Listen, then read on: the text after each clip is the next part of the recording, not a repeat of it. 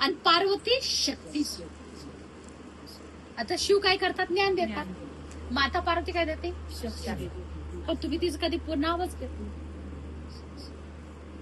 माऊली आपण काय म्हणतो? गुरूंचा आभार व्यक्त करायचा. जिथे जिथे अनुभव येईल, धन्यवाद गुरु माऊली की तुम्ही जर ज्ञान नसतं दिलं तर आम्हाला कळलं असतं का काय.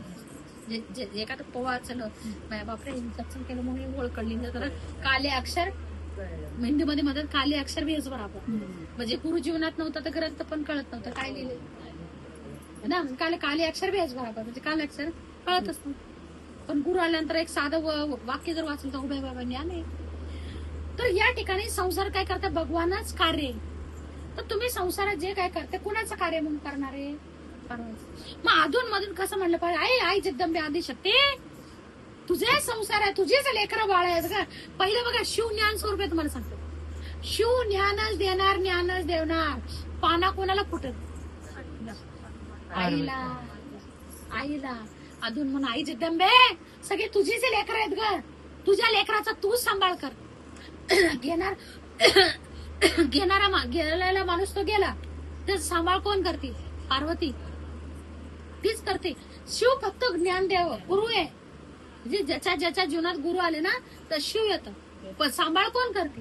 माता पार्वती करते. प्रकृती मानली जाते ना. आणि म्हणून या ठिकाणी तुम्ही जे काही करताय ते कार्य, जसं गुरुपौर्णिमेला तुम्ही सगळं कार्य केलं, मग तिथं तुम्हाला आनंद झाला की बाबा चला उत्साह, तुम्हाला तो उत्साह कळला किती वेगळा होता का नाही. बरं तो माझा होता का? आपण तर रोज भेटतो ना. पण ती ऊर्जा कोणती ऊर्जा होती? शिवाची ऊर्जा होती ना. गुरुची गुरु पौर्णिमा. तिथं होतं का ताईंची पौर्णिमा? मी यायच्या अगोदर गुरु पौर्णिमा ती होती. कुणाची? निराकार आदिशक्तीची. शिवाची पौर्णिमा, गुरुची पौर्णिमा, ज्ञानाची पौर्णिमा. अशी बुद्ध पौर्णिमा सगळी पौर्णिमा. पण गुरु म्हणजे ज्ञान. ती एकच पौर्णिमा असते ज्ञानाची. मग ती सोय कोण करते? किती ऊर्जा असते त्या दिवशी. किती केलं तरी काही कळत नाही. तर या ठिकाणी संसारात तुम्ही जे काही कार्य पार पाडता असं म्हणायचं आई जगदंबे सगळे तुझेच लेकर आहे. सगळे लेकरांना सुखी ठेव ग माते.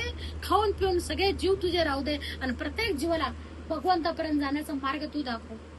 माता पण तूच आहे आणि पिता पण तूच आहे. माते ज्ञान दे, माते ज्ञान दे. तर काय होणार आहे? ही आदिशक्ती निराकार आहे ना. निराकार शक्ती शिव होती म्हणून तो म्हणतात शिव पण तूच आणि शक्ती पण. आता महादेवाचा त्रिशूल घेऊन उभा राहिले तर शरीर दिसतंय पण त्यात कोण आहे? निराकार शक्ती का नाही. मग आता या ठिकाणी त्याच्यावर तुम्हाला खूप खोल जायचंय की हे सगळं जे ब्रह्मांड चाललेलं आहे ते निराकार शक्तीमुळे चाललेले. पण तुम्ही काय म्हणणार? आई जगदंबे सगळी लेकरं तुझीच आहे. आई सगळे खाऊन पिऊन राहू दे, सर्वांना ज्ञान मिळू दे माते तुझं. की संपूर्ण सृष्टीची सृजन करता पण तूच आहे, जन्मदात्री पण तूच आहे आणि संहार करते पण तूच आहे. आई जगदंबे सगळे लेकर.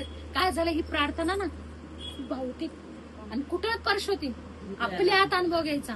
तुम्ही समोरच्या माणसाला म्हणा मी खूप प्रार्थना करते तुमच्यासाठी, पटेल का?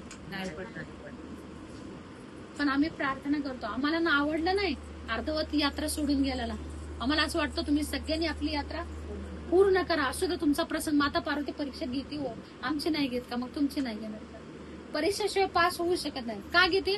कारण मी त्या दिवशी सो चुया काके मुर्गी हाचको चली. म्हणजे 100 पाप करून तुम्ही गुरुकडे जाणार. मग माता पार्वती कारण तिला सहस्त्र हजार वर्ष तपस्या करावी लागली ती, तेव्हा तिच्या जीवनामध्ये महादेव गुरु रूपाने आले. मग तुमची परीक्षा नाही घेणार ना. पण तुम्ही जर म्हणले आई जगदंबे आदिशक्ती, आई जगदंबे तूच कर ग माते, तूच कर. मी सांगायची गरज पण नाही तुम्हाला. तुम्हीच उलाढाल मिळवलं पाहिजे.